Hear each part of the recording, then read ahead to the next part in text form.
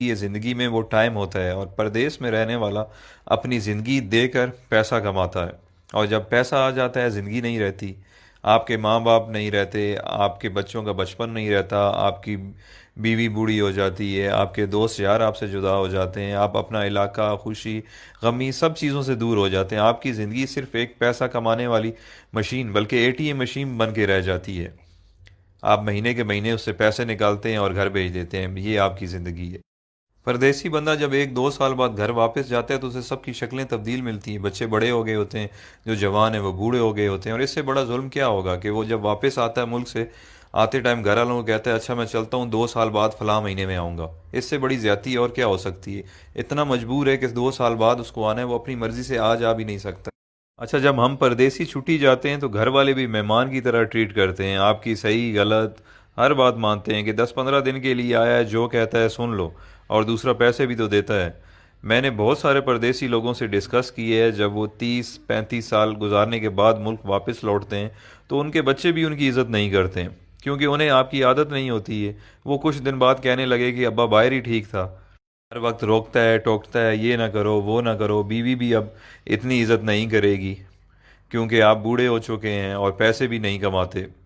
یہ ساری چیزیں اتنی جلدی آپ کو ہضم نہیں ہوں گی، کیونکہ جب آپ پردیس سے آتے تھے تو آپ کو منسٹر جیسا پروٹوکول ملتا تھا، جو اب واپس آنے پر نہیں ملے گا۔ آپ کچھ دن تو ان سب لوگوں سے لڑیں گے کہ میں نے آپ کے لیے زندگی ملک سے باہر گزار دی، میں نے یہ کیا، میں نے وہ کیا، بٹ سب نے یہی کہنا ہے کہ آپ نے کچھ نہیں کیا، بلکہ آپ کی وجہ سے ان کی زندگی خراب ہو گئی ہے۔ فائنلی دل برداشتہ ہو کر آپ نے ایک کونا پکڑ لینا ہے، بیٹھ کے سوچتے رہنا ہے کہ میرے ساتھ ہوا کیا ہے، میں نے کیا کیا ہے۔ اس دوران لوگ آپ کو پاگل نہیں تو کم از کم یہ کہنا ضرور شروع کر دیں گے کہ بڈھا کھسکا ہوا ہے، اس کی باتوں پہ زیادہ دھیان نہ دیا کریں۔ آخر کار لوگوں کے بیہیویئر رویوں کو سوچتے سوچتے آپ حقیقت میں پاگل ہو جائیں گے اور اپنے خالق حقیقی سے جا ملیں گے۔ یہ ہے پردیسیوں کی زندگی کی سٹوری، جس میں خود بھی شامل ہوں۔ جو پردیس میں رہتے ہیں وہ میری باتوں کو اچھی طرح سمجھ رہے ہوں گے، کیونکہ جس پہ گزرتی ہے وہی جانتا ہے۔ اب آپ مجھے بتائیں اچھا فیصلہ کیا ہے؟ ایک طرف پیسہ، صرف پیسہ اور صرف پیسہ ہے، اور دوسری طرف زندگی جس میں ماں باپ ہیں، بچے ہیں، بیوی ہے، دوست یار ہیں، اپنا ملک ہے، سب کچھ ہے۔ اللہ تعالیٰ نے ہمیں اتنے عظیم لیڈرز دیے تھے جن کی وجہ سے ہمیں اپنا ملک مل گیا، بٹ اس کے بعد بدقسمتی سے ہمیں اتنے بے ضمیر لیڈرز ملے ہیں کہ ہم اس ملک میں رہ نہیں سکتے۔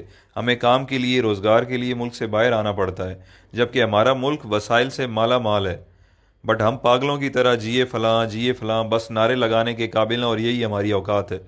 جس دن کرپٹ لیڈرز کو آپ نے جوتے مارنا شروع کر دی، اس دن آپ کو کمانے کے لیے ملک سے باہر نہیں آنا پڑے گا۔ یہ کرپٹ لیڈرز اپنی اولاد کی غیر موجودگی میں علاج تک نہیں کرواتے، اور ایمانداری سے پردیس میں ایک محنت مزدوری کرنے والا غریب انسان اپنے ماں باپ کے جنازے پہ نہیں پہنچ سکتا۔